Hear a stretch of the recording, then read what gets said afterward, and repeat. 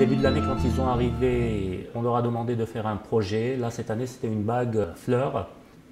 Ils ont dessiné le projet et ils ont commencé à travailler en métal et en cire en même temps. Ça veut dire qu'ils sont en train de faire le même projet sur deux axes.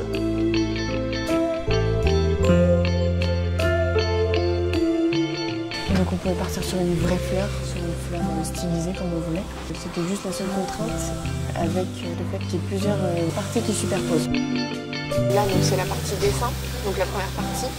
Ensuite on se rend compte du volume, on fait une maquette en plastiline. Donc c'est comme de la pâte à modeler.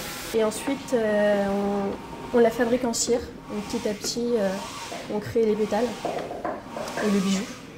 Et bien sûr, la dernière étape et la plus importante, c'est le métal. Je trouve ça impressionnant en fait, à partir de plaques de métal, de cuivre, d'arriver à faire des toutes petites choses, toutes précises.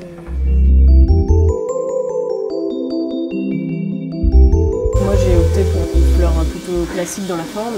J'avais jamais fait de rose avant, et je trouvais ça intéressant de travailler les pétales. Moi, je suis partie sur une fleur qui ne ressemble pas à une fleur.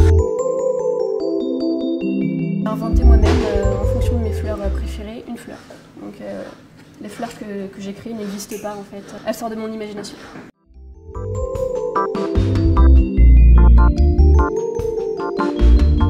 Il faut être assez habile avec ses mains. De la patience, de la rigueur. Bon, déjà c'est un métier donc, forcément très minutieux et fastidieux. Je suis un peu perfectionniste donc ça me correspond bien.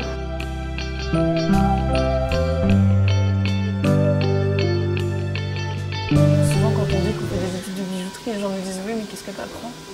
Parce qu'on ne s'imagine pas que tout peut être fait à la main. C'est pas des machines qui le créent, c'est nous-mêmes. Et c'est un côté très personnel, ça donne une âme au bijou. Et le fait d'imaginer quelque chose, de créer et de le réaliser. Quoi.